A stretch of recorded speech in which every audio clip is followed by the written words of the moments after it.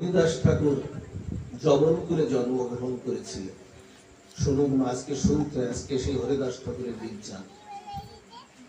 জবনপুরে জন্মগ্রহণ করেছিলেন, ভাগবত থেকে আমরা জানতে পাই, কিন্তু বেনাপুর পাটবাড়ির প্রচারপত্রে ওখানে ওরা লিখেছে যে না, জবনপুরে উনি আসেননি, উনি এসেছেন একটা ব্রাহ্মণ পরিবারে। ওনার মায়ের নাম হলো সুমতি, ওনার বাবার নাম সুমতি মিশ্র, মায়ের নাম হলো গৌরী দেবী। পরবর্তীতে ওনার পিতামাতা মারা যাওয়াতে পরবর্তীতে উনি হাবিবুল্লাহ কাজীর কাছে উনি মানুষ হন। যা হোক, যেভাবেই আসুক না কেন তিনি এসেছেন। পিতামাতা মারা গেলেন, হাবিবুল্লাহ কাজীর কাছে তিনি আশ্রয় নিলেন। প্রতিদিন হরিনাম সংকীর্তন আর হরিকথায় মধ্যে থাকতেন। একদিন একটা ভাগবত পাঠে তার জীবনের, দেখুন, ভাগবত পাঠ ছাড়া, শ্রবণ ছাড়া জীবনের পরিবর্তন কারো আসেনি, কলিযুগে আসে না, অন্য কোনো উপায়ে আসে না। একদিন একটা ভাগবত পাঠ হচ্ছে, এরকম হরিদাস ঠাকুর ওখানে গিয়ে বসেছেন।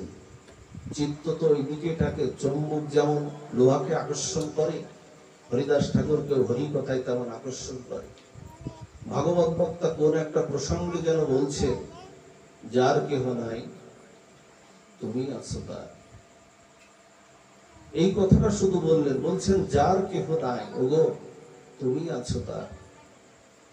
এই কথাটা শোনার পরই হরিদাস ঠাকুরের জীবন পরিবর্তন হয়ে গেল। সেখান থেকে সেই কলারিও আর গুরুন গ্রাম থেকে চলে আসলেন, মহাপ্রভুর চরণে শরণাগতি দিলেন হরিদাস ঠাকুর। তাই তিনি বললেন, 4 লাইনের বললেন, আশ্রয় নিয়ে বললেন মহাপ্রভুর চরণে, তোমাকেই করিয়াছে জীবনের ধ্রুব তারা। কাকে ধ্রুব তারা করতে হবে? ভগবানকেই ধ্রুব তারা করতে হবে, তুমি ছাড়া আমার কেউ নাই।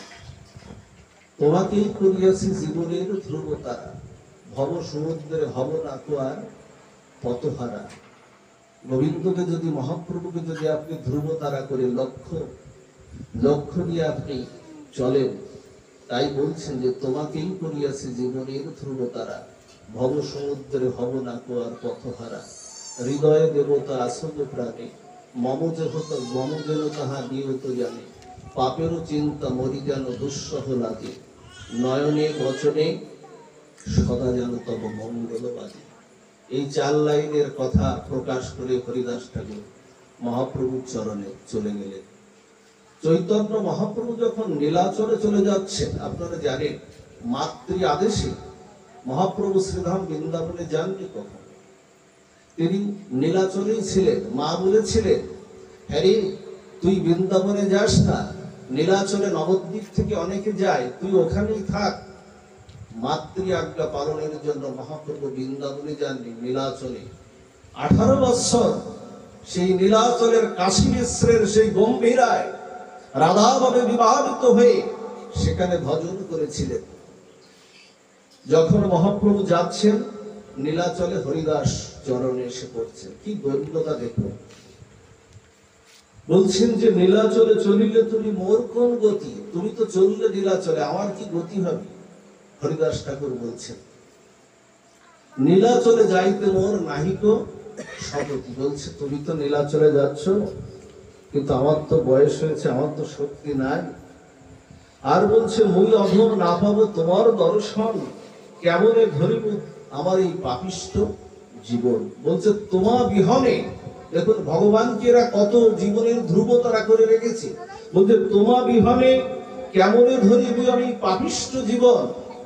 হরিদাস ঠাকুরের এই কথা শুনে আমার চৈতন্য মহাপ্রভু বলছেন, প্রভু কয়ে, অর্থাৎ মহাপ্রভু বলছেন, প্রভু কয়ে তুমি করো দৈন্য সংবর, তোমার দৈন্যতে ব্যাকুল হয় মন। তোমার লাগি জগন্নাথে আমি করিব নিবেদন, তোমার লইয়া যাব আমি শ্রী পুরুষোত্তম। বলছেন আমি জগন্নাথের কাছে গিয়ে তোমার জন্য নিবেদন করব, আর তোমাকে অতি শীঘ্রই আমি নিয়ে যাব। এক সময় নিয়ে গেলেন, হরিদাস ঠাকুরকে নিয়ে গেলেন।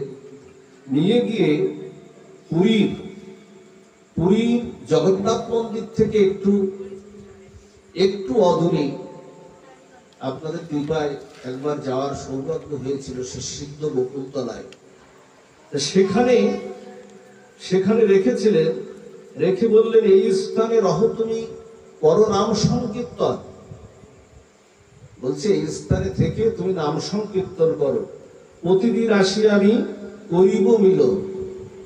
দেখুন, নদী সবসময় সাগরে যায় না, আমরা জানি। নদীর গতি সাগরের দিকে যায় না, নাকি সাগর নদীর দিকে আসে?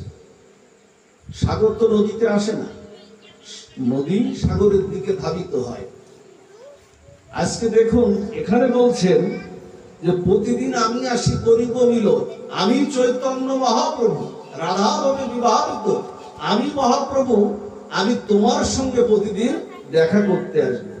মন্দিরের চক্র দেখি তুমি কর্ম প্রণাম, এইখানি তোমার আসিবে প্রসাদান্ন। বলছে তুমি প্রতিদিন, তুমি তো যাবে না জগন্নাথ মন্দিরে। দেখুন নিজেকে অস্পৃশ্য ভেবে, অদম ভেবে বলছে মুই পামর জবন, আমাকে দেখলে সবার পাপ হয়, আমাকে দর্শন করলে সবাইকে গঙ্গায় স্নান করতে হয়। কত বড় দৈন্যের অবতার এই হরিদাস ঠাকুর, অথচ তিনি নামের গুরু, নামের আচার্য হরিদাস ঠাকুর। বলছেন আমাকে দর্শন করলে, তুমি মহাপ্রভু তুমি তো যাবে না জগন্নাথ দর্শন করতে, তুমি সমুদ্র স্নান করে জগন্নাথ মন্দিরের এই চক্র দেখে, জগন্নাথ মন্দিরের উপরে না যাবেন একবার সবাই, জগন্নাথ মন্দিরের ওই সুদর্শন চক্র আছে উপরে। জগন্নাথকে যদি আপনি দর্শন না করেন, যদি সমুদ্রের তীর থেকে যদি আপনি সুদর্শন চক্রকেও ভক্তিপূর্ণ প্রণাম জানাতে পারেন, জগন্নাথ বললেন ওই চক্রকে দর্শন করলে, ভক্তিকে দর্শনকে আগে আমি আমার কৃপাটা, কৃষ্ণ কৃপাটা, জগন্নাথ কৃপাটা আমি তারপরে ভক্তের পরে দর্শন করে দিই, উপরে যে চক্র আছে। এখন প্রতিদিন এইভাবে না, দেখুন নামের আচার্য হরিদাস ঠাকুর, যখন আপনারা নাম করবেন না, হরিনাম আপনারা তো প্রত্যেকেই জপ করেন। যখন নাম করবেন গুরুদেবকে স্মরণ করতে, অষ্টসখী ষড়গোস্বামী আদি আদি সবাইকে স্মরণ করতে হয় না। স্মরণ করার সময় একটু নামের যিনি আচার্য, একটু হরিদাস ঠাকুরকে একটু স্মরণে একটু আনবেন, তাতে কৃপা বেশি হবে, করুণাটা বেশি হবে। নামাচার্য হরিদাস ঠাকুর কি জয়, আনবেন, এটা স্মরণে আনবেন। কারণ তিনি নামের আচার্য, আচার্য মানে গুরু, তিনি নামের আচার্য ঘোষিত হয়েছে। প্রতিদিন আমার মহাপ্রভু, দেখুন নদী সাগরের দিকে যায়, আজকে সাগর মিলিত হচ্ছে, মহাপ্রভু হলো সাগর, সাগর মিলিত হচ্ছে হরিদাস ঠাকুর, অর্থাৎ নদীর কাছে সাগর এসে যাচ্ছে। প্রতিদিন এসে না কৃষ্ণ কথা আলাপন করতেন হরিদাস ঠাকুরের সঙ্গে। হরিদাস ঠাকুর এসে কৃষ্ণ কথা আলাপন শেষে না প্রতিদিন মহাপ্রভু হরিদাসকে জড়িয়ে ধরতে যেতেন। যখন জড়িয়ে ধরতে যেতেন না, তখন কত বড় দৈন্যতা দেখুন। দৈন্যতা না হলে ভজন হবে না, ভিতরের দৈন্যতা চাই, বাইরে না, ভিতরের অন্তরের দৈন্যতা চাই।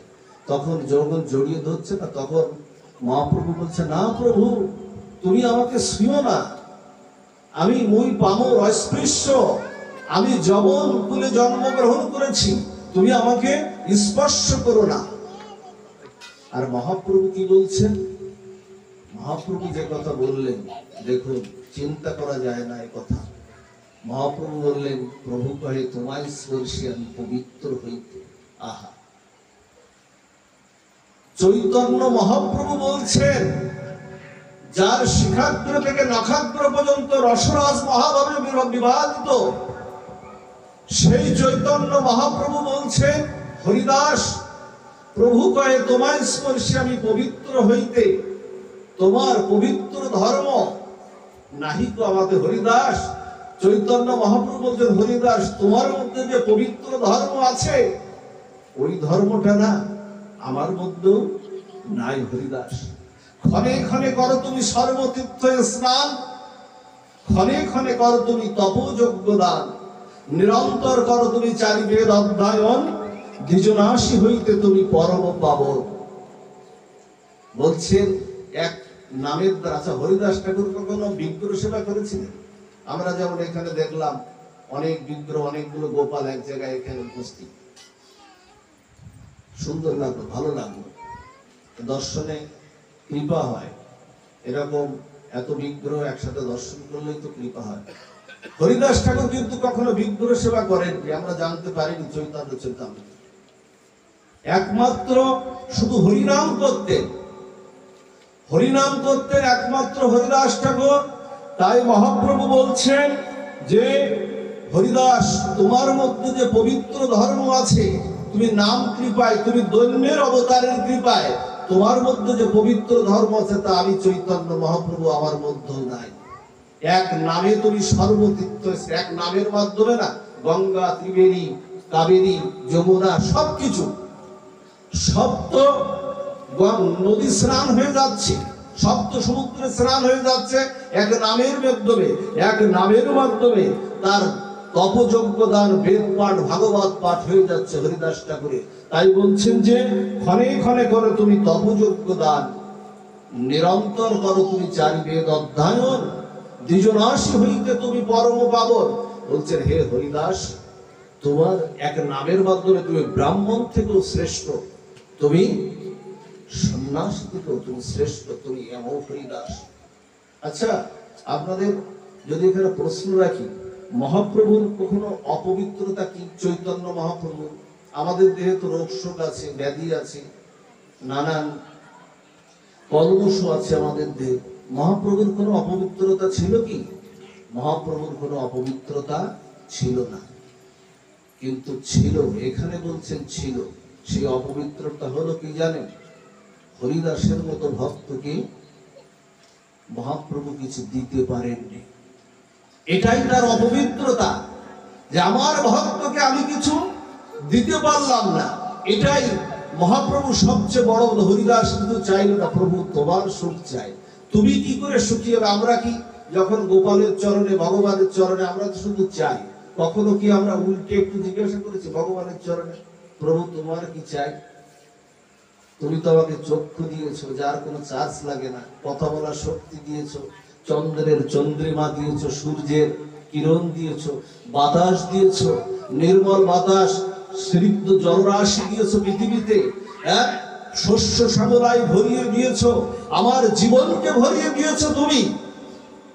আমরা একটু যদি বলি প্রভু তোমার কি চাই, তোমার কি যন্ত্রণা, তোমার কি চাই, দেখবেন গোপাল আপনাদের দিকে হাত বাড়িয়েছেন। আপনি হাত বাড়ানোর আগে দেখবেন গোপালই আপনার দিকে হাত বাড়িয়েছে।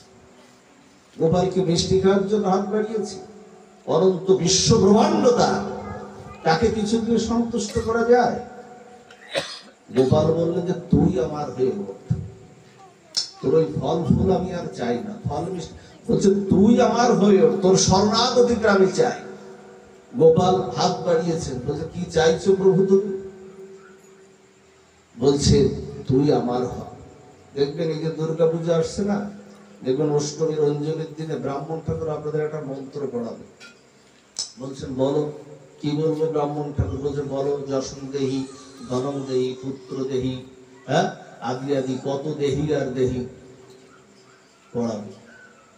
আবার মহাপ্রভু কি বললেন জানেন? শিক্ষাষ্টকের শ্লোক, মহাপ্রভুর 8টা শিক্ষাষ্টকের শ্লোক আছে, এগুলো একটু পড়তে হবে। শিক্ষাষ্টকের শ্লোক বললেন, বলছে ওটা ছাড়ো, তুমি পৃথিবীতে যতদিন থাকবে তোমার জন্য আলো বাতাস, অক্সিজেন, বায়ু, জল, খাদ্য খাবার তোমার জন্য আমি দিয়ে রেখেছি। এর জন্য পৃথিবীতে, এর জন্য পরিশ্রম করে তোমার গতাগতি করার জন্য তোমার জন্মটা হয়নি। তোমার জন্ম হয়েছে দেবদুর্লভ এই মনুষ্য জন্মটাকে, ভগবত মুক্তির দ্বার স্বরূপ এই মনুষ্য জন্মটাকে যথাযথ শ্রবণ কীর্তনের মধ্যে ব্যবহার করে গোবিন্দ প্রাপ্তির জন্যই তোমাকে দেওয়া হয়েছে। তাই মহাপ্রভু বললেন ওই যশন দেই, ধরম দেই ছাড়ো, ছেড়ে আমার সাথে সুর মিলিয়ে বলো। ওদিকে বললেন যশন দেহি, এদিকে বললেন ন ধন ন জনম না সুন্দরী কবিতাঙ্গ জগদীশ কাময়ে মম জন্মনি জন্মনীশ্বরে ভবদাত ভক্তি অহি তুকি দেই।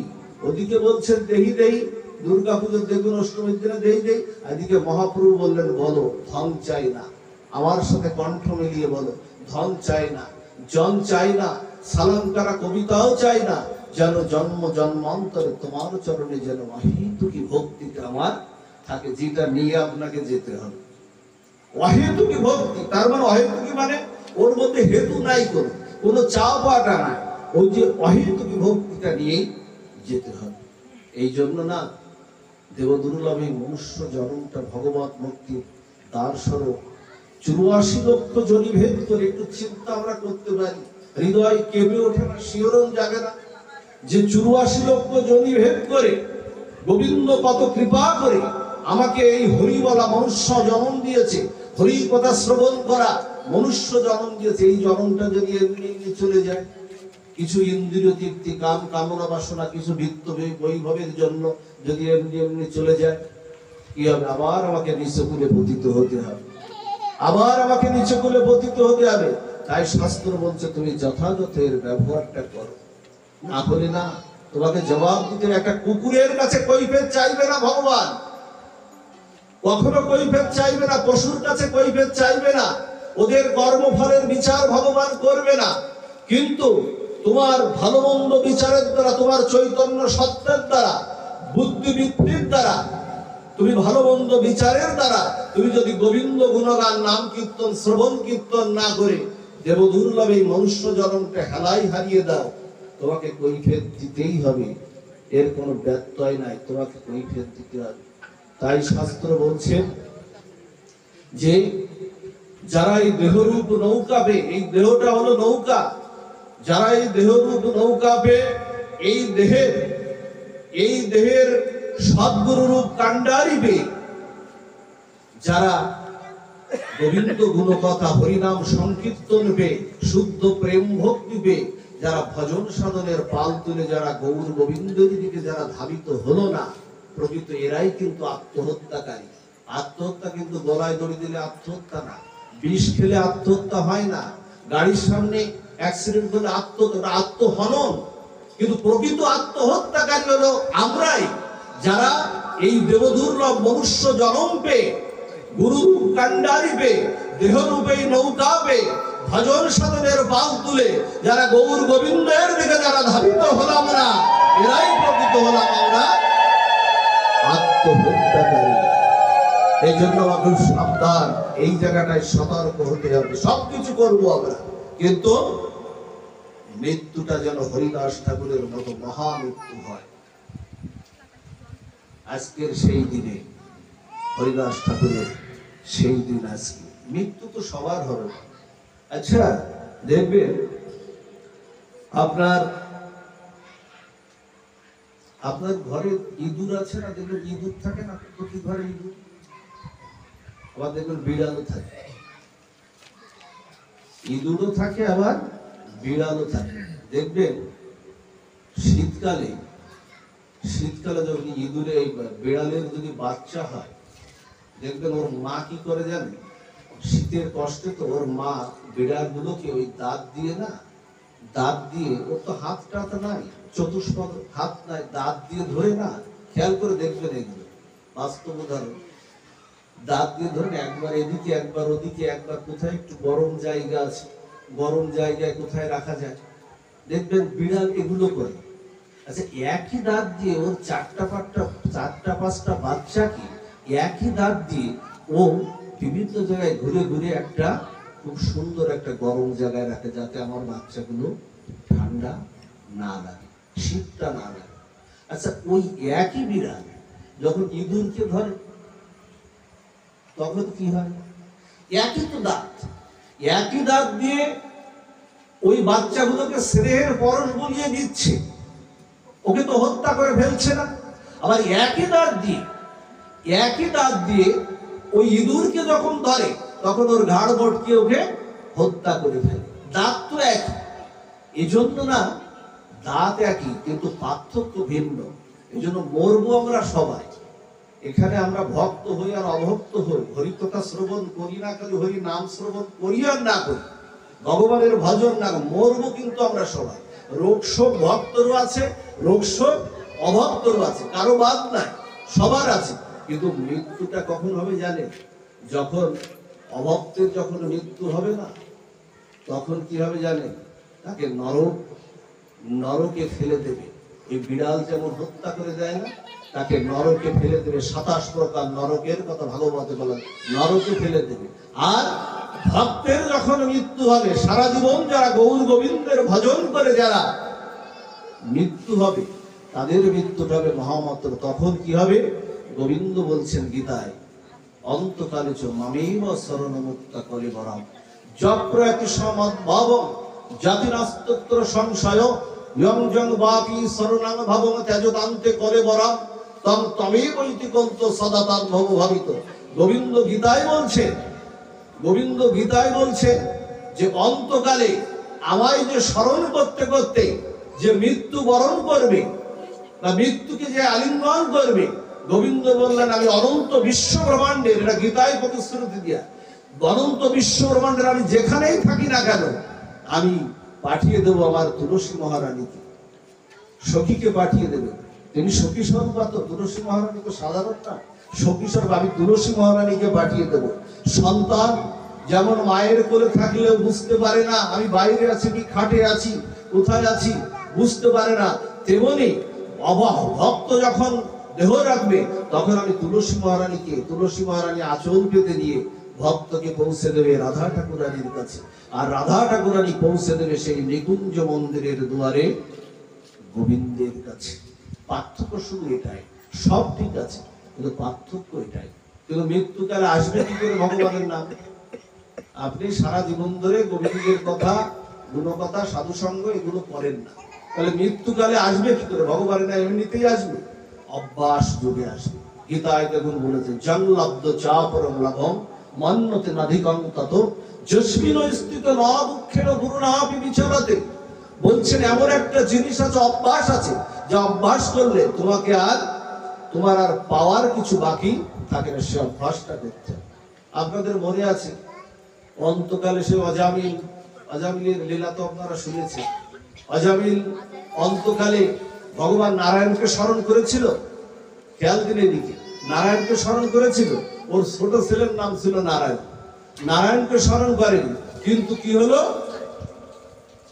ভগবানের নারায়ণ নারায়ণ নাম উচ্চারণ করার সাথে সাথে বৈকুণ্ঠ দূতরা সেখানে উপস্থিত হয়ে অজামিলকে সেখানে নিয়ে গেল। এই জন্য যেভাবেই আসো, 4 জন দূত এসেছিল। 4 জন কেন?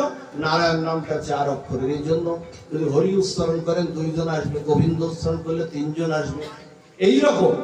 এই জন্য অন্তকালে এই ভাবটা আসবে এই সাধু সঙ্গের মাধ্যমে, যেমন করে এখন কৃষ্ণ কথা আপনারা শ্রবণ কীর্তন করছেন।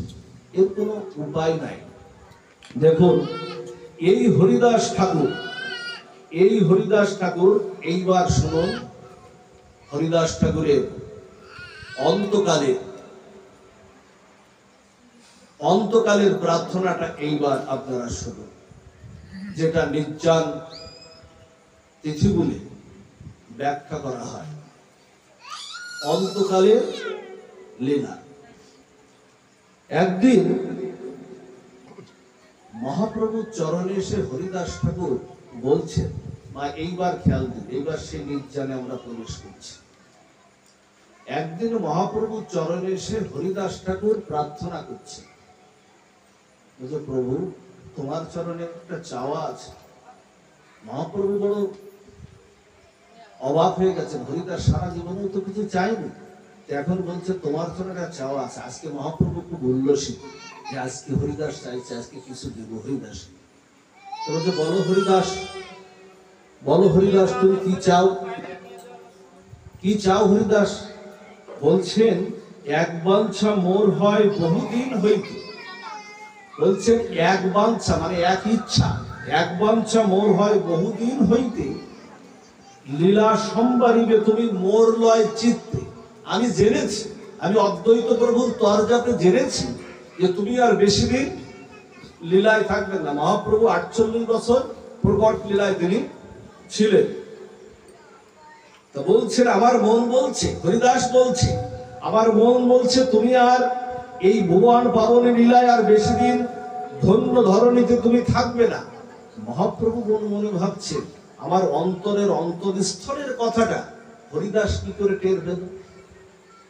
সেই তো শিষ্য যিনি গুরুদেবকে দর্শন করে বুঝতে পারে যে গুরুদেবের এই প্রয়োজন, কেমন করে?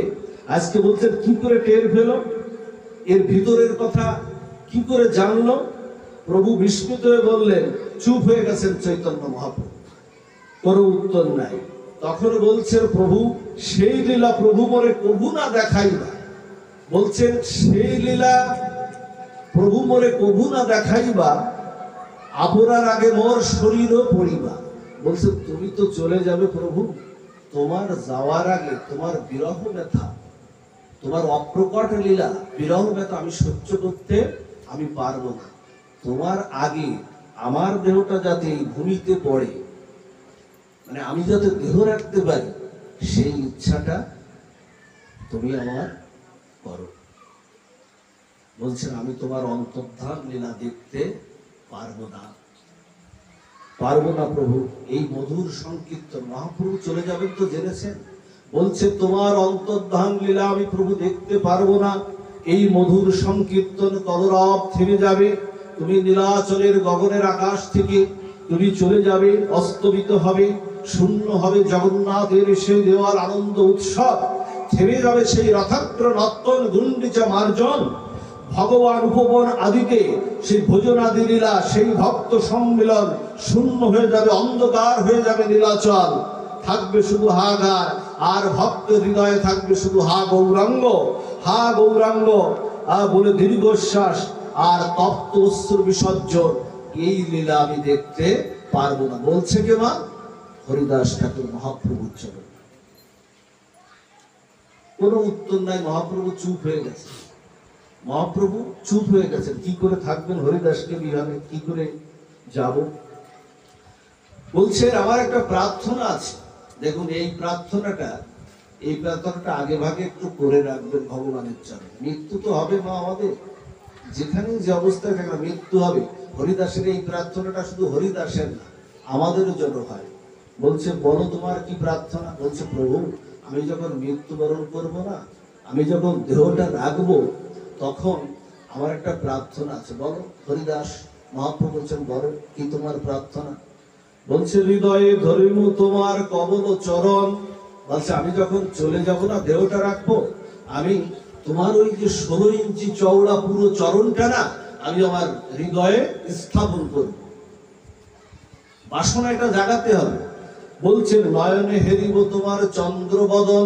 বলছে আমি যখন দেহ রাখবো না, হৃদয়ে তোমার চরণ স্থাপন করব, আর তোমার ওই রাধাকান্তি সুললিত তনু চন্দ্রবদন আমি দর্শন করব। জিহ্বায় উচ্চারিব শ্রীকৃষ্ণ চৈতন্য নাম।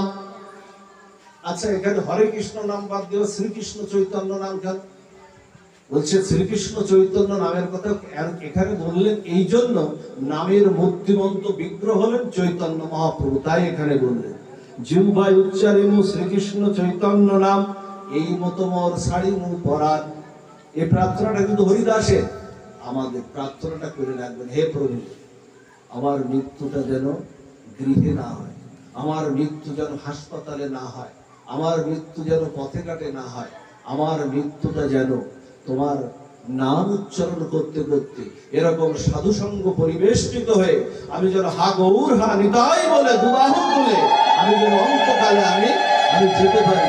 প্রার্থনাটা আগে ভাগে, সময় তো নাও পেতে পারেন, সময় আর নাও পেতে পারেন, এই জন্য আগে ভাগে একটু নিবেদন করে রাখবে আমি যেন সাধুসঙ্গের মাধ্যমে আমি যেন হরিনাম উচ্চারণ করতে করতে বা তোমার কোন শ্রীবিগ্রহকে আমি দর্শন করতে করতে আমার মৃত্যুটা যেন হয়, যেমন করে হরিদাস দিয়েছিলেন।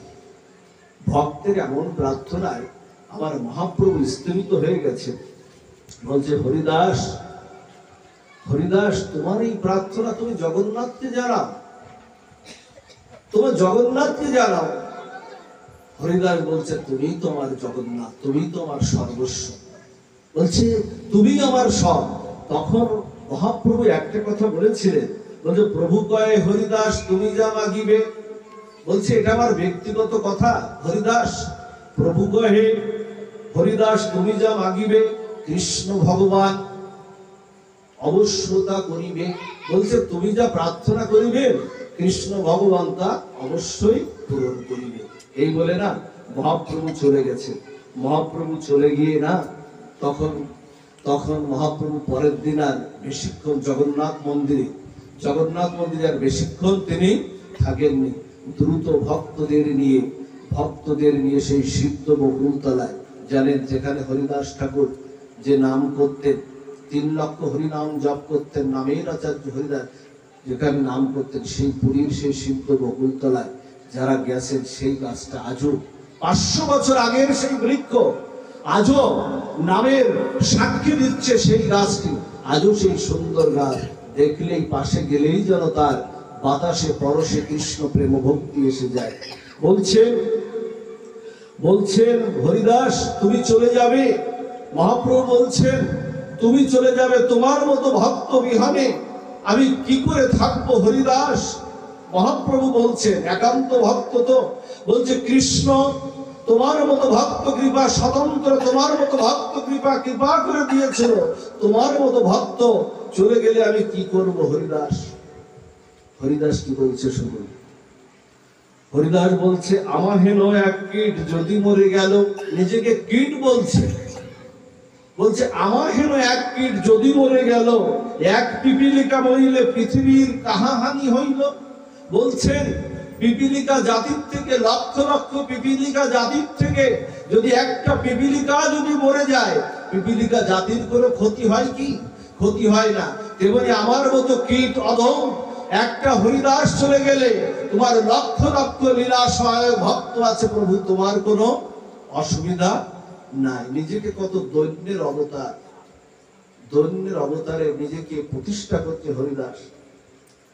আর একদিন মহাপ্রভু ঈশ্বর দেখিয়া হরিদাসের বাসায় আইল শীঘ্র করিয়া, হরিদাসের আগে আসি দিলা দর্শন, হরিদাস বন্দিল প্রভু আর বৈষ্ণব চরণ। জানেন আজকে সেই পুরীর সিদ্ধ বকুলতলায় সমস্ত ভক্ত নিয়ে উপস্থিত হয়েছেন আমার মহাপ্রভু উপস্থিত হলে তখন হরিদাসকে বলছে, প্রভু কহে হরিদাস কহ সমাচার। তারপরে মোড়টা ঘোরানোর চেষ্টা করছেন মহাপ্রভু, বলছে প্রভু কহে হরিদাস কহ সমাচার। হরিদাস কহে প্রভু যে কৃপা তোমার। আবার হরিদাস কি করছে, মহাপ্রভুর দিকে ধাবিত করে দিল পতাকা, বল দিল হরিদাস।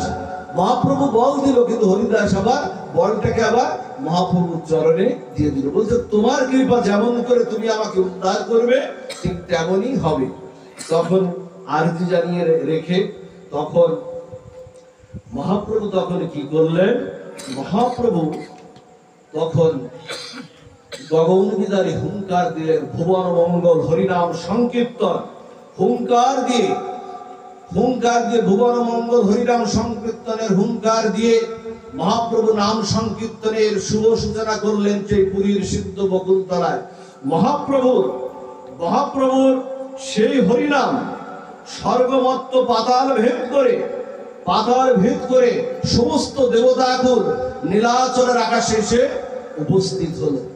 উপস্থিত হয়ে আর প্রার্থনাটা কি করেছিলেন, হরিদাস প্রার্থনা করেছেন, হৃদয়ে ধরিনু তোমার কমল চরণ। জানেন যখন হরিদাস কি করছে, জানেন হরিদাস কীর্তন করছে সবাই, আর হরিদাস আজকে মহাপ্রভুকে দণ্ডবত প্রণতি নিবেদন করতে পারছে না, সবার চরণ ধুলি নিয়ে না, ভক্তের চরণ ধুলি নিয়ে অঙ্গে সিঞ্চন করছেন হরিদাস, ভক্তের চরণ ধুলি। এই জন্য চৈতন্য চরিতামৃত বলছে ভক্ত পদ ধুলি, ভক্ত পদ জল, ভক্ত ভুক্ত উৎসৃষ্ট, এই 3 সাধনার মহাবল। ঘৃণা লজ্জা পরিহারী করিবেই তীর সেবন, অবশ্যই পাইবে সে কৃষ্ণ মহাপ্রেম ধন। এই 3 সেবা হইতে কৃষ্ণ প্রেমা হয়, পুনঃ শাস্ত্র ফুকারিয়া কয়, তাতে বারবার কহি শুনো ভক্তগণ, বিশ্বাস করিয়া করো এই 3 সেবন। বৈষ্ণব পদজল, কৃষ্ণ ভক্তি দিতে বল, আর কোন নহে বলবন্ত। তখন মহাপ্রভুকে হরিদাস বলছে, ভক্ত পদরজ অঙ্গে বাঁধছেন, আর মহাপ্রভুকে হরিদাস বলছেন, প্রভু দেখাও তোমার সেই সেবা সঙ্গনে যেমন করে তুমি নেচেছিলে। হে সেবা সঙ্গনে নদিয়া কীর্তনধারী, হে নটন মঙ্গল, যেমন করে তোমার অপূর্ব চাহনিতে নদিয়া নবদ্বীপের সবাইকে আকর্ষিত করেছিলে, তেমন সেই নটন মগুয়া মঙ্গল লণ্ঠন তুমি দেখাও আবার সেই নৃত্য। দেওয়া তেমন করে তুমি নেচেছিলে। মহাপ্রভু ঠিক নৃত্য করছেন, হরিদাসকে মাঝখানে রেখে না, হরিদাসকে মাঝখানে রেখে নৃত্য করছেন। আজকে ভক্তের জানেন, ভগবান ভক্তের কাছে পরাজয় হলে না ভগবানের বড় আনন্দ। ভক্তের কাছে পরাজয় যদি হয় ভগবানের, সবচেয়ে বড় আনন্দ ভগবানের। জানেন, কুরুক্ষেত্রের যুদ্ধে বিশ্বদেব বলেছিলেন না, বিশ্বদেব বলেছিলেন না, হে ভগবান আমি অস্ত্র ধারণ করব না। আর বিশ্বদেব পিতামহ বিশ্ব বলেছিলেন যে আমি যদি তোমার ভক্ত হয়ে থাকি, কুরুক্ষেত্রের যুদ্ধে আমি তোমাকে অস্ত্র ধারণ আমি করাবো। ভক্তের কাছে প্রতিজ্ঞা, নিজের প্রতিজ্ঞা তিনি ছেদন করেছিলেন। নিজের প্রতিজ্ঞা থাকেন। আমি বলেছিলাম মা যশোদার কাছে, যে সামনে কার্তিক ব্রত আসছে, দামোদর ব্রত, মা যশোদার কাছে আমি বলেছিলাম আমি তোমার বন্ধন স্বীকার করব না। কিন্তু মা প্রতিজ্ঞা করেছিল আমি যদি তোমার ভক্ত হয়ে থাকি, আমি যদি তোমার মা হয়ে থাকি, আমি তোমাকে বন্ধন করবই। এই জন্য ভজনে একটা রস্যই লাগিয়ে দেবে। এই রস্যই কান না অরস্যই, এই রস্যই কান হলো আমাদের ভজনে এগিয়ে যাওয়ার। যে আজকে আমি 4 মালা 6 মালা 8 মালা 16 মালা জপ করবই। আজকে গীতার আমি 3টে শ্লোক বা 5টা শ্লোক আমি পাঠ করবই। আজকে আমি সাধু সঙ্গে যাবই। এই যে যাবই নাই, রস্যই কাঠটা লাগিয়ে দেওয়ার সাথে সাথে ভগবান কি বলে জানেন, সদারিদ্য অবরুদ্ধ হত্র বলছেন। আমি ওর হৃদয় গোলযোগ সংকল্প করলো, রস্যই না করলে, রস্যইকার যোগ না করলে তো সংকল্প আসে না। এই জন্য সংকল্প করার সাথে সাথে হৃদয়ে ভগবান বসে যান। এই জন্য বলবেন যাবই, দেখবেন সমস্ত বাধা গোবিন্দ গোপাল বা গৌর হরি, সমস্ত বাধা, পথের যত যন্ত্রণা, সংসারের যত যন্ত্রণা, হরি ভজনে যাওয়ার পথের যত যন্ত্রণা মহাপ্রভু কাটিয়ে দেবেন। এভাবে নিত্য কীর্তন করছেন। নিত্য কীর্তন করতে করতে করতে মহাপ্রভু একটু নাম স্থিরিত করেছেন। একটু নাম স্থিরিত করে না তখন বলছেন, জানো আমার হরিদাসের কত গুণ। ভক্তদের বলছেন, জানো আমার হরিদাসের কত গুণ। আমার হরিদাস না লক্ষ্য হীরাকে উদ্ধার করেছিল। ও রামচন্দ্রকে পাঠিয়েছিল লক্ষ্য হীরাকে। লক্ষ্য হীরা এত সুন্দরী ছিল, যার রূপের তেজে বন আলোকিত হয়ে যেত, এত সুন্দরী ছিল লক্ষ্য হীরা। তাকে পাঠিয়েছিল। লক্ষ্য হীরা বলেছিল আমি কত রাজা জমিদারকে পথে বসিয়েছি, আর এর মতো একজন সাধু মহন্ত এ আমার কাছে কোনো। তখন যখন গেলেন হরিদাস লক্ষ্য নামে, লক্ষ্য হীরা লক্ষ্য নামে বসেছেন। 3 লক্ষ হরি নামে এ মাসে তিনি, এই মাসটায় তিনি কোটি নামের সংকল্প করেছেন। 1 কোটি নাম করবেন, মানে প্রতিদিন 3 লক্ষ নাম করবেন। লক্ষ্য হীরা তখন গিয়ে বলছে, সাধু তোমার সাথে আমি সঙ্গ করতে চাই। বলছেন বসো, তুমি বসো, তোমার অবশ্যই কৃষ্ণ কৃপা হবে। আর মহাপ্রভুর চরণে না, যুগল চরণে একটু প্রার্থনা করে বললেন, হে প্রভু তোমার বাগানে এত সুন্দর একটি পুষ্প, এত সুন্দর একটি পুষ্প, এই পুষ্পটাকে আমি যদি অঞ্জলি করে তোমার চরণে যদি নিবেদন করতে পারি, তুমি সেই কৃপা করো। হরিদাস ঠাকুরের সেদিন আর সঙ্গ হলো না। 3 লক্ষ নাম শেষে ভোর হয়ে গেল। বলছেন যে সাধু দেখুন, সাধু সঙ্গে কিভাবে জীবনের পরিবর্তন এসেছে। বলছে সাধু আজকে চলে যাচ্ছে, লক্ষ্য হীরা বলছে আজকে চলে যাচ্ছি, কালকে আমি আবার আসবো। কাল কি করলেন জানেন, আবার সেজে গুজে একেবারে আসলেন। এসে বললেন আজকে সঙ্গ দাও। বলছে বসো, আমার নাম জপ শেষ হলেই, নাম জপ শেষ হলেই আমি তোমার সাথে সঙ্গ করব। তখন সেদিনও নাম জপ শেষ হয়ে গেল, ভোর হয়ে গেল, সঙ্গ হলো না। আচ্ছা, কত রাজা জমিদারকে পথে বসিয়েছেন লক্ষ্য হীরা। আচ্ছা, একে রক্ষা করছে কে? হরিদাসকে রক্ষা করছে কে? হরিদাসকে স্বয়ং কৃষ্ণ রক্ষা করছে। হরিদাসকে স্বয়ং ভক্তি মহারানী রক্ষা করছে। আর 3য় দিন দেখবেন সাধু দর্শনে যে কথা বলছিলাম, যে সিন্নন্তাং সকাতা কৃষ্ণ পুণ্য শ্রবণ কীর্তন হৃদন্তস্থ হারুদ্রাণী বিধুরতি সুরত সদা। এই যে হরি কথা, হরি নাম শ্রবণে কি হয়, হৃদয়ের চিত্ত, শরীর জন্মের কর্মফল, ময়লা পাপ তাপ দূরীভূত হয়ে যায়। পরের দিন ভাবছে কি জানে, পরের দিন ভাবছে যে সাধু মনে হয় আমার এই পোশাকে পছন্দ না। দেখুন পরিবর্তন কিভাবে, সাধু মনে হয় আমার এই পোশাকে পছন্দ না। আচ্ছা সাধু যেমন বেশ আমি তেমন করে যাই, একটু গেরুয়া বসন করে যাই, একটু গেরুয়া বসন করে যাই, একটু একটু কপালে একটু তিলক দিয়ে যায়। দাদু সঙ্গে না, দাদু সঙ্গে তিলক, দাদু সঙ্গে তিলক অঙ্কন করলেন। আপনারা শোনেন, আপনাদের একটা কথা বলি, এছাড়া তোমাদের প্ল্যাটফর্ম নাই। দাদু সঙ্গে তিলক ছাড়া কোনো ভগবত কর্ম আহ্নিক করেন, জপ করেন না, যাই করেন না কেন, দাদু সঙ্গে তিলক ছাড়া কোনো ভগবত কর্ম কিন্তু আপনার কৃপা কিন্তু হবে না। যদি লজ্জা করে, যদি কারো লজ্জাও করে যে আমার এই তিলক দিতে, অন্তকে জল তিলক দেওয়ার বিধান কিন্তু শাস্ত্রে রয়েছে। এই জন্য দাদুর সঙ্গে তিলক আর আহ্নিক, হরিনাম জপ আমার সঞ্চয়। হরিনাম জপ আপনি যত করবেন ব্যাংকে টাকা জমানোর মতো সঞ্চয় আপনার হবে। কিন্তু গুরুদেবের দেওয়া মন্ত্র স্মরণ, দাদুর সঙ্গে তিলক আদি এইগুলো যদি আপনি না করেন তাহলে কিন্তু ভগবত কর্ম শুদ্ধ আপনার হবে না। কারণ গুরুদেব কিন্তু মন্ত্র শুধু ওই অক্ষর দিয়ে যাননি, উনি কর্ণ দিয়ে হৃদয় গুহারে রাধা মাধব যুগলকে আপনার হৃদয়ে বসিয়ে দিয়ে গেছে। তাকে আপনি জাগাবেন না, তিনি জাগবেন কি করে? তিনি মন্ত্র স্মরণের মতো, মন্ত্র স্মরণের মাধ্যমে তিনি ত্রিসন্ধ্যা গায়ত্রী জপের কথা বলা আছে। অন্তত পক্ষে 2 বেলা সকাল সন্ধ্যা যদি কেউ মন্ত্র স্মরণ করতে প্রত্যব্যয় করে তাহলে কিন্তু গুরুদেবের কষ্ট, গুরুদেবের রোগ, গুরুদেবের যন্ত্রণা। কারণ গুরুদেব তো বলেছিলেন যে গুরুদেবের চরণে শরণাগতিটা করার সাথে সাথে দীক্ষাকালে ভক্ত করে আত্মসমর্পণ, কৃষ্ণ তারে তৎকালে করেন আত্মসমর্পণ। সেই দেহ করেন তিনি চিদানন্দময়, চিদানন্দ দেহ কৃষ্ণের চরণ ভজায়। গুরুদেব আপনার দায়িত্ব নিয়েছেন, কিন্তু আপনারও তো দায়িত্ব আছে 2 বার আপনাকে আহ্নিক করা।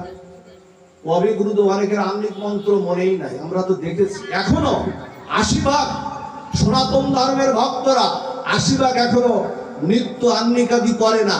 আমি গ্যারান্টি দিয়ে বলতে পারি 80 ভাগ করে না, এগুলো করবে। যা হোক, আজকে কি করলো, দাদু সঙ্গে তিলক দিয়ে, খোপায় মালতী ফুলের মালা দিয়ে, কপালে তিলক চন্দন দিয়ে আজকে কি করছে, লক্ষ্য না যে সাধু যেমন তার পরিবর্তন হয়ে গেছে, তো ভগবানের কথায় পরিবর্তন হয়ে গেছে, গিয়ে না বসেছে, বসে আজকে বলছে, হরিদাস বলছে আজকে তোমার কৃপা হবে। লক্ষ্য হরিনাম জপ করছে, জপ করতে করতে, জপ করতে করতে এক সময় কর্ণ দিয়ে কৃষ্ণ, কৃষ্ণ ঢুকে গেল হৃদয়ে, ঢুকে না কৃষ্ণ বসে পড়লো।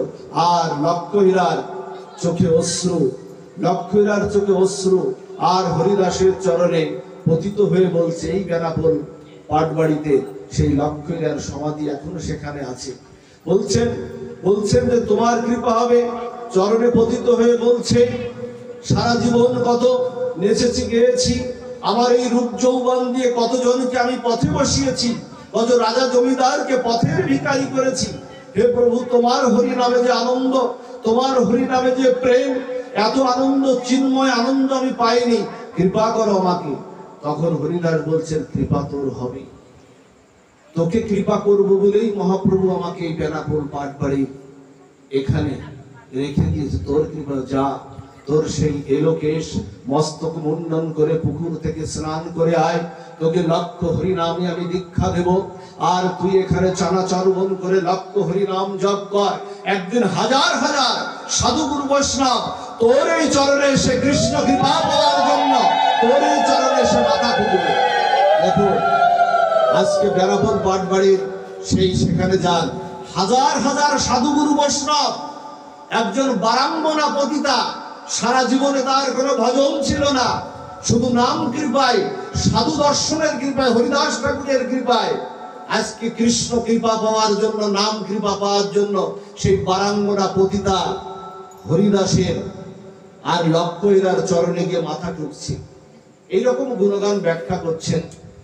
করতে করতে না হরিদাস যখন এরকম গুণগান ব্যাখ্যা করছে, হরিদাস কানে আঙুল দিয়েছে, বলছে, না না প্রভু, তুমি প্রশংসা শুনবে না, ভক্ত প্রশংসা শুনে না। কানে আঙুল দিয়েছে, বলছে, না না প্রভু, তুমি প্রাণে মেরো না, আমার প্রশংসা, আমাকে তুমি কৃপা করো, তুমি আমার প্রশংসা করো না। জানেন ভজনে দুটো জায়গা আছে। যদি আপনার ভিতরে দোষ আসে, একটু জেনে নিয়ে এই কথাটা, খুব সুন্দর মার্মিক কথা, যদি নিয়ে যেতে পারেন, যদি আপনার দোষ আসে বুঝবেন আপনার কৃপা হয়ে যাচ্ছে, যে আমার দ্বারা মানে হরিনাম জপ হচ্ছে না, আমার দ্বারা একাদশী ব্রত মানে ঠিক মতো পালন হচ্ছে না, আমার দ্বারা গুরু সেবা ঠিক মতো হচ্ছে না, আমার দ্বারা মানে ভগবানের চরণে তুলসী অর্পণ ঠিক মতো হচ্ছে না, ভক্ত সেবা হচ্ছে না, এই যে দোষগুলো যেই আসবে না, কৃষ্ণ সাথে সাথে আপনাকে কৃপা করে দেবে।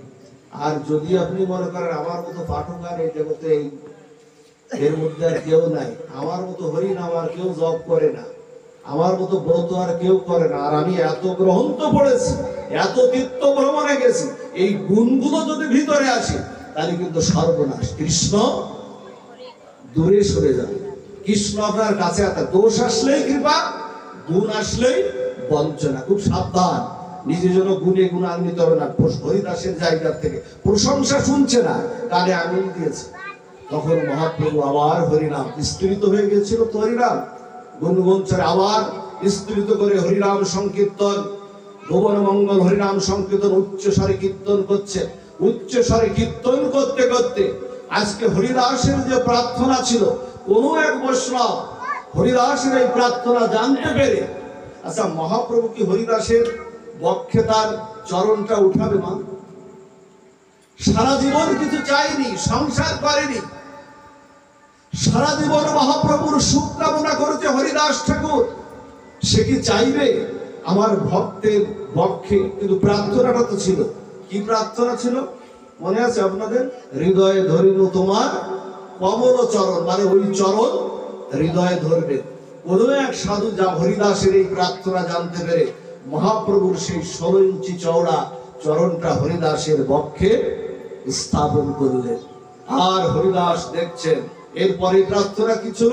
বক্ষে দেওয়া হয়। এরপরে ইচ্ছা ছিল নয়নে হেরিব তোমার চন্দ্র বদন, অর্থাৎ তোমার এই রাধাকান্তি সুবলিত তনুয়ানি, তোমার এই রূপটা আমি দেখবো, জিউ ভাই উচ্চারিব শ্রীকৃষ্ণ চৈতন্য নাম, এই মতো মোর ছাড়িব পরাণ। কি করলেন জানেন? এই 4টা লাইন যখন পূরণ হয়ে গেল, 4টা প্রার্থনা যখন পূরণ হয়ে গেল, হরিদাস দেহ ছেড়ে দিলেন। হরিদাস দেহ ছেড়ে দিলেন। হরিদাস যখন দেহ ছেড়ে দিলেন, মহাপ্রভু পাগলের মতো পাগল পারা হয়ে গেছে, পাগলের মতো পাগল পারা হয়ে গেছে। হরিদাসের এই দেহটা নিয়ে মহাপ্রভু উদ্দণ্ড নৃত্য করছে, মাটি কম্পিত হচ্ছে মহাপ্রভুর সে উদ্দণ্ড নৃত্য, মানে ভক্ত বিরহে পাগলের মতো পাগল পারা হয়ে গেছে। নৃত্য করতে করতে সূর্য গড়িয়ে গেছে। স্বরূপ দামোদর বলছে, মহাপ্রভু আর কত নৃত্য করবে হরিদাসের তনু কোলে করে নিয়ে? আর কত নৃত্য করবে? হরিদাসের সমাধি করতে হবে না? তখন মহাপ্রভু সেখানে স্তৃত করলেন। হরিদাসকে বৈষ্ণবের সাথে সাজিয়ে মাল্য চন্দনে ভূষিত করে সমুদ্রে নেওয়া হলো। সমুদ্রের তীরে, পুরীধামের সমুদ্রে নিয়ে না, আজকে সমুদ্রও যেন বলছে,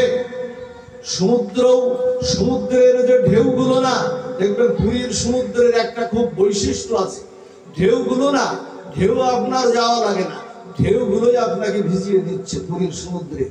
আজকে সেই তরু, ওই বাচ্চাগুলোকে অল্প একটু সময়, বাচ্চাগুলোকে থামান্ত হয়ে গেছে, পাঠ বিশ্রামের জায়গায় চলে যাচ্ছে, বলছেন ওই ঢেউগুলো না হরিদাসের অঙ্গে, হরিদাসের অঙ্গকে স্নান করিয়ে দিচ্ছে। আজ যেন সমুদ্র আজকে ভক্তকে স্নান করিয়ে দিচ্ছে। আর মহাপ্রভু কি করছেন? মহাপ্রভু নিজ হস্তে হরিদাসের অঙ্গ স্নান করাচ্ছেন। আর হরিদাসের পাদদোগ জল, হরিদাসের স্নান করানো পাদদোগ জল পুরীর সমুদ্রে গিয়ে পড়ছে। আর মহাপ্রভু দুবাহু উত্তোলন করে বললেন, হে সমুদ্র, তুমি এতদিন ছিলে তীর্থ, কিন্তু আমার ভক্ত হরিদাসের পাদদোগ জল তোমার বক্ষে পড়ার সাথে সাথে আজকে তুমি হলে মহাতীর্থ হয়ে গেলে। আজকে তুমি আজকে তীর্থ না, আজকে মহাতীর্থ হয়ে গেলে। হরিদাসের পাদদোগ জল যেদিন পড়েছিল সেদিনই ওই সমুদ্র সেদিন তীর্থ না, সমুদ্র সেদিন মহাতীর্থ। আর সবাইকে সাজিয়ে পুরীর সেই সমুদ্র তটে বা সেখানে একটি গর্ত সমাধি রচনা করলেন। সমাধি রচনা করি না, সেখানে সাহিত্য করলেন হরিদাসকে। হরিদাসের বলছে, মহাপ্রভু বালু না দিলে আর কেউ দিতে পারছে না, কেউ দিতে পারছে না বালু। মহাপ্রভু কি করে বালু দেবে? মহাপ্রভুর দু চোখ দিয়ে গঙ্গা যমুনা ত্রিবেণীর ধারা বয়ে যাচ্ছে। আমার ভক্তের কি করে আমি এই গরম বালুটা আমি আবার কি করে আমার ভক্তকে দেব? কি করলে জানেন? বালুটা হাতে নিয়ে বালুটা হাতে নিয়ে মহাপ্রভু চোখের জলে বালুটাকে সিঞ্চন করছেন। বালুটাকে সিঞ্চন করে অশ্রু সজলে বালুটাকে নরম করে দিয়ে আমার চৈতন্য মহাপ্রভু সেই বালুটা হরিদাসের বক্ষে দিচ্ছে। আর মহাপ্রভু যখন দিলেন, সব ভক্ত হরিদাসের বালু দিয়ে সমাধি রচনা করে ফিরে আসলেন। হরিদাসের সমাধি রচনা করে ফিরে এসে আমার মহাপ্রভু পুরীর জগন্নাথ মন্দিরের সিংহদুয়ারে হাত পাচ্ছে। বলছে, আমি তো সন্ন্যাসী, আমার তো কানাকড়ি সঞ্চয় নাই। সবাই হাত পাচ্ছেন, আমার হরিদাসের মহোৎসব হবে, আমার হরিদাসের মহোৎসবের জন্য তোমরা ভিক্ষা দাও, তোমরা অর্ঘ্য দাও, আমার তো কিছু নাই। ওমা, শতলক্ষী যার চরণ সেবা করে, 1-2 লক্ষ্মী না, অনন্ত বিশ্ব ব্রহ্মাণ্ডের অনন্ত লক্ষ্মী, শতলক্ষী যে মহাপ্রভুর চরণ সেবা করে। অন্নপূর্ণা যার দুয়ারে দাসী, অন্নপূর্ণা যিনি আমাদের ভাত কাপড় যোগায়, সেই অন্নপূর্ণা যার দুয়ারে দাসী, ডাকলেই আসি। সেই মহাপ্রভু আজকে দুবাহু প্রসারিত করে বলছেন, আমার হরিদাসের মহোৎসব হবে, তোমরা ভিক্ষা দাও, আমাকে অর্ঘ্য দাও। ভিক্ষাটা কেন করতে হয় জানেন? মাধুকারী ব্রত হচ্ছে, যদিও আমাদের মাধুকারী ব্রত হচ্ছে শ্রেষ্ঠ ব্রত, শ্রেষ্ঠ ভজন। বৃন্দাবনে দেখবেন সাধুরা সবকিছু ত্যাগ করে ব্রজের দুয়ারে দুয়ারে হাত পাতে। মাধুকারী ব্রতকে কেউ ছোট করে দেখবেন না। যদি সাধুগুরু বৈষ্ণব দুয়ারে আসে না, কাউকে তুচ্ছ তাচ্ছিল্য করবে না। কারণ আপনার অন্নটা, আপনার চাউলটা, আপনার টাকাটা আপনি গোবিন্দ চরণে পৌঁছাতে পারছেন না, কিন্তু ওই সাধু আপনার দুয়ারে মাধুকারী করে গোবিন্দ চরণে পৌঁছে দিচ্ছে। এজন্য মহন্ত দেখবেন, সাধু যখন দুয়ারে আসবে না, তাকে তুচ্ছ তাচ্ছিল্য করবে না। নারায়ণ জ্ঞানে তাকে অতিথি নারায়ণ। অতিথি নারায়ণ মানে যিনি তিথি না দেখে, কোন তিথি না দেখে যিনি বিচরণ করেন, তিনি হলেন নারায়ণ। নারায়ণ জ্ঞানে তাকে দেখবেন সব সময়। মাধুকারী ব্রত শ্রেষ্ঠ ব্রত। এই যে প্রত্যেকটা নামযজ্ঞ দেখেন না, ব্যক্তিগত টাকায় হয়, সার্বজনীন যে নামযজ্ঞ গুলো হয়, ভিক্ষার ঘরে ভিক্ষা, চতুর্দিকে শুধু ভিক্ষা আর ভিক্ষা। প্রত্যেকটা যজ্ঞ সারা বাংলাদেশের এবং পৃথিবীতে প্রত্যেকটা যজ্ঞ মাধুকারী ব্রত না। এজন্য কেউ যদি মাধুকারী করতে দুয়ারে আসে, এটাকে কেউ ছোট করে দেখার কোনো অবকাশ নাই। কারণ মাধুকারী ব্রত হচ্ছে শ্রেষ্ঠ ভজনের শ্রেষ্ঠ ব্রত, যে নিজে চেঁচে খাই না। মহাপ্রভু আজকে দুবাহু প্রসারিত করে আজকে পুরীর সিংহদ্বারে হাত পাচ্ছেন। এই ভিক্ষাবৃত্তিটা মহাপ্রভু চালু করে গেছেন। কেন চালু করে গেছেন? আপনি যখন একজনের দুয়ারে হাত পাতবেন না, প্রসারিত করে দেবেন, আপনার হৃদয়ের অহংটা থাকবে না। হৃদয়ের যে অহংকার, যে অহংকার আমাদের পতিত করে খারাপ জায়গায়, সেই অহংটা নাশ হয়ে যায়। যার কারণে চৈতন্য মহাপ্রভু হরিদাসের মহোৎসব করে আজকে সেই প্রথাটা চালু করে গেছেন। এটাকে ছোট করে দেখার অবকাশ আমাদের জন্য কাউকে না থাকে। সবাই না মহাপ্রভু হাত করতে না, সবাই চাল ডাল সবজি সবাই দিচ্ছে, বলছেন আমার হরিদাসের মহোৎসব।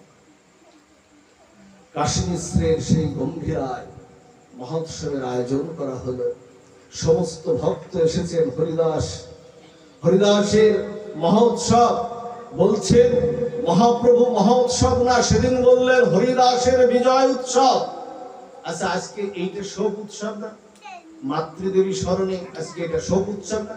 কিন্তু শাস্ত্র বলছে না, এটা শোক উৎসব না, এটা বিজয় উৎসব। তাই মহাপ্রভু বললেন হরিদাসের বিজয় উৎসব।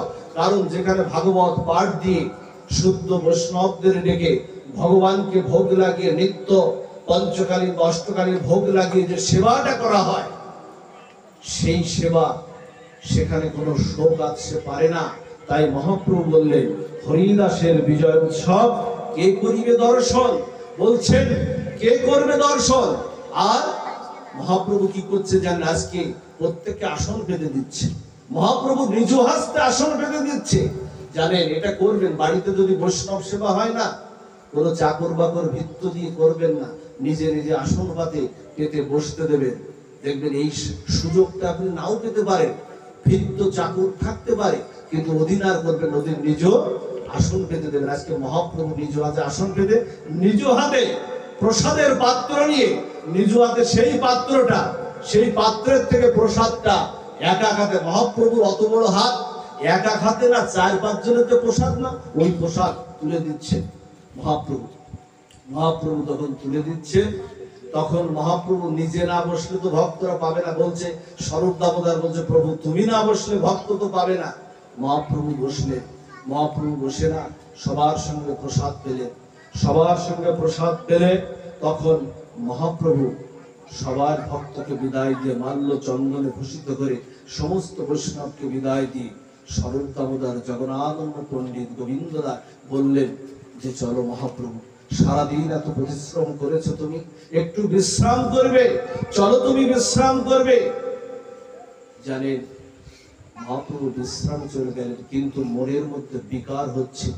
তাই শেষে বলছে হরিদাসের বিজয় উৎসব কে যে করিল দর্শন। এই 8টা লাইনে একটু খেয়াল দিন মা, পাঠ বিশ্রাম।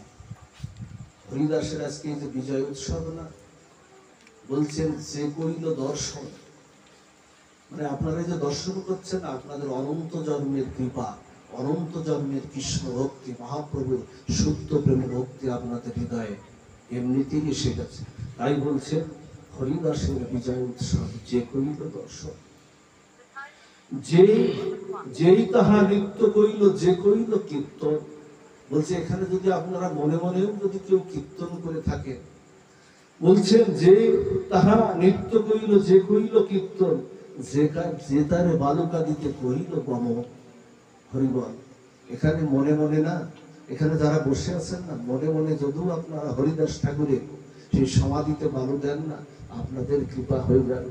বলছেন যে তারে বালুকা দিতে করিল গমন, তার মহোৎসবে যে করিল ভজন। আজকের এই মহোৎসবে, হরিদাসের এই মহোৎসবে যে করিল ভজন, আজকে এখানে যে প্রসাদ পাবেন না যারা, তাদেরও সেই ওই দিন যে উপস্থিত হয়েছিল যত সাধুগুরু বৈষ্ণবের যে কৃপা হয়েছিল, আজকে সেই কৃপা আপনাদের হবে। বলছে যে মহোৎসবে সে করিল ভোজন, অচিরাতে হইবে হইবে সবার কৃষ্ণ প্রাপ্তি।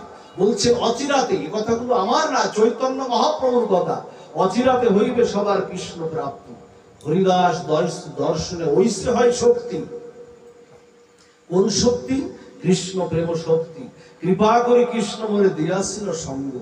আহারে মহাপ্রভু বলছে কৃপা করে কৃষ্ণ মনে দিয়াছিল সঙ্গ, স্বতন্ত্র কৃষ্ণের ইচ্ছা কইল সঙ্গ ভঙ্গ। বলছে হরিদাসের এই নির্জন মহোৎসবে কত ভক্ত সঙ্গ হয়েছে, তাই বলছে স্বতন্ত্র কৃষ্ণের ইচ্ছা কইল সঙ্গ ভঙ্গ। হরিদাসের ইচ্ছা যাবে হইল চলিতে। হরিদাসের ইচ্ছা না চলবে আগে, মহাপ্রভুর আগে চলবে। বলছে হরিদাসের ইচ্ছা যাবে হইব চলিতে, আমার শক্তি তারে নারিল রাখিতে। মহাপ্রভু বলছে আমার ভক্তের কাছে তো আমি সবসময় পরাজয় হই।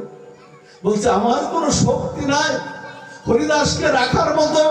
মহাপ্রভু বলছেন আমি তাকে রাখতে পারলাম না, কত বড় ব্যর্থতা আমার। বলছে আমার শক্তি তারে নারিল রাখিতে, নারিল রাখিতে।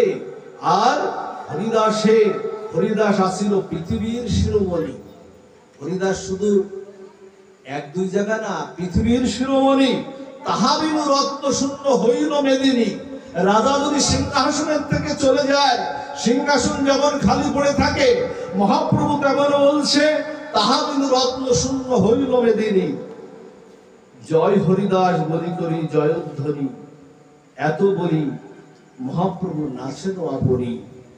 হরিদাস চলে গেল, প্রাণে বাঁচা ভার, 3 লক্ষ হরিনাম কে শোনাবে আর? মহাপ্রভু বলছেন আর তো কোনো ভক্ত নাই আমার, আমাকে 3 লক্ষ হরিনাম শোনাতে পারে। প্রদীপ তো নিভে গেল, সলতে তো নিভে গেল, মেদিনী শূন্য হয়ে গেল রত্ন, আর তো কোনো পৃথিবীর ভক্ত থাকলো না। আমাকে 3 লক্ষ হরিনাম শোনানোর মতো মহাপ্রভু বলছেন জয় জয় হরিদাস বলি করি জয়ধ্বনি। এত বলি মহাপ্রভু নাচেন আপনি, আর কোনো ভক্ত থাকলো না। মহাপ্রভু গিয়ে বিশ্রাম করলেন। বিশ্রাম করে না মহাপ্রভু দেখুন কাশী মিশ্রের সেই গম্ভীরায়, আপনারা যারা গিয়েছেন জানেন, হাত পা গুলো ছড়িয়ে ছিটিয়ে বসা যায় না। এইভাবে বলতে রাধা ভাবে বিবাহিত হয়ে কাশী মিশ্রের সেই গম্ভীরার কক্ষে একটা মাদুর, কলা পাতা, কলার বাসনায় যে মাধুর্য পূর্ণ হয়, কলার বাসনাগুলো ছিঁড়ে ছিঁড়ে আমার চৈতন্য মহাপ্রভু সেখানে বিশ্রাম নিলেন। কোনো কিছু, কত বড় ধর্ম না থাকলে ভজন হবে না, কিছু গ্রহণ করতেন না। কিন্তু জগদানন্দকে দিয়ে সচিমাতা একটা কথা পাঠিয়েছিলেন, সেই কথাটা বলেছে মা বড় বাৎসল্য প্রেম আনন্দে তোমার জন্য এই কথাটা সেলাই করে দিয়েছে মহাপ্রভু। জানি তুমি গ্রহণ করবে না, কিন্তু মায়ের সুখের জন্য তুমি কথাটা গ্রহণ করো। সেই কথাটার পরে কলার বাসনাগুলো চিরে চিরে সেই কথাটার পরে মহাপ্রভু শয়ন করলেন। আর মুখে একটাই কথা, হরিদাস চলে গেল, প্রাণে বাঁচা ভার, 3 লক্ষ হরিনাম কে শোনাবে আর? সবাই ভালো থাকবেন, কৃপা হোক করুণা হোক। নিত্যানন্দ প্রভু যে কথাটা বলেছিলেন সেই কথাটা বলি, পাঠ বিশ্রাম। হরিদাসের যখন নির্যান হচ্ছে, নিত্যানন্দ প্রভু আমাদের জগতের উকিল হয়ে আছেন, তো তিনি মহাপ্রভুর চরণে প্রার্থনা করে বলেছিলেন, হে মহাপ্রভু, হে মহাপ্রভু, হরিদাসের তো বৈকুণ্ঠ গতি হয়ে গেল, গোলক বৃন্দাবন গতি হয়ে গেল, তো হরিদাসের যারা মহোৎসব এসেছে তাদের কি গতি হবে? তাদের কি গতি হবে?